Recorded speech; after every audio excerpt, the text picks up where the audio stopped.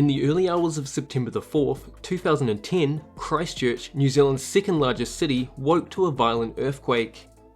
The damage to the city was extensive, but thankfully casualties were low, with most people home in bed. However, as bad as this quake was, a more devastating aftershock was still to come, and the residents of Christchurch would pay a heavy toll in life. More than a third of the downtown would be destroyed, and the city would be changed forever. This is the story of the Christchurch Earthquakes.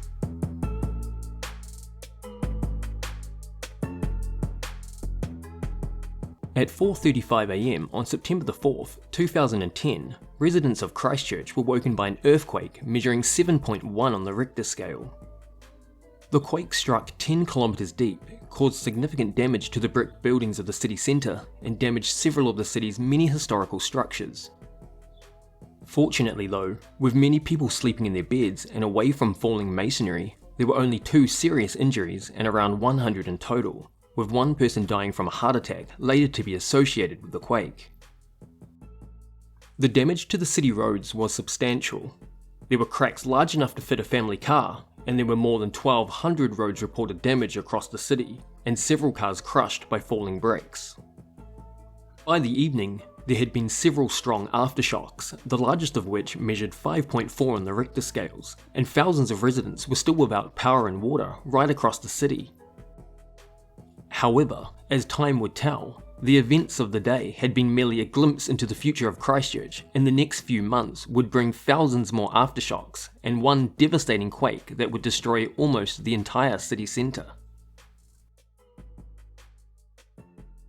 In 2010, Christchurch was New Zealand's second largest city, and the largest in the South Island. Built on a classic Victorian-style grid system and its Gothic Revival architecture, Christchurch was often described as the most English city outside of England. The central city is built around Cathedral Square, the home of the city's most iconic building, the Christchurch Cathedral. On the edge of the city centre is the 407-acre Hagley Park, the largest urban park in New Zealand and home to the Christchurch Botanical Gardens. Tourists could explore the best of the city's attractions via the Christchurch Tram, from Hagley Park in the Botanical Gardens to some of the city's best retail stores, bars and restaurants. On February the 22nd, 2011, the day was cool with a slight overcast and a gentle breeze from the south. The memories of the September earthquake were beginning to fade, and life was slowly returning to normal for the residents of Christchurch. At around 12:30 PM in the seaside suburb of Sumner, 8 people boarded Red Bus number 702 for the roughly 20-minute service to the city. Among the riders was Anne Brower, former American now turned Kiwi. Unbeknown to her and her fellow commuters, this would be a bus ride in which only she would survive. Elsewhere in the city centre, being lunchtime, foot traffic was at a peak, while shoppers, students and inner-city workers lined the busy streets.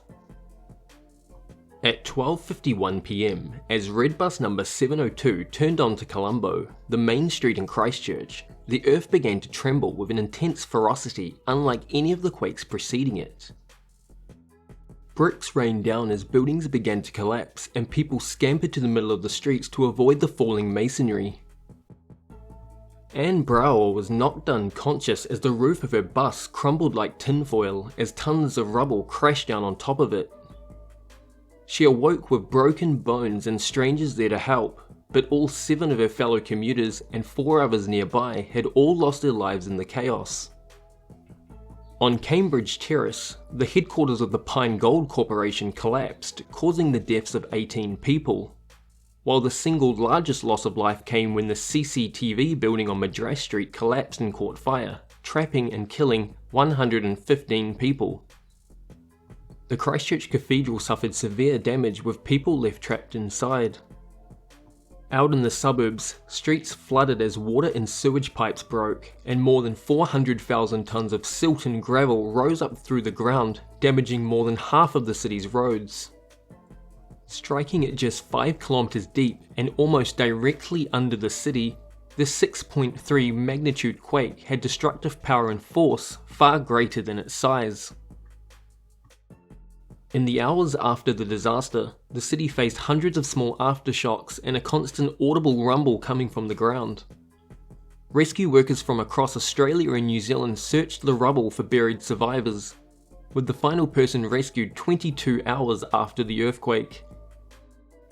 All in all, 185 people lost their lives in the disaster, making it New Zealand's second most deadly earthquake and third deadliest natural disaster.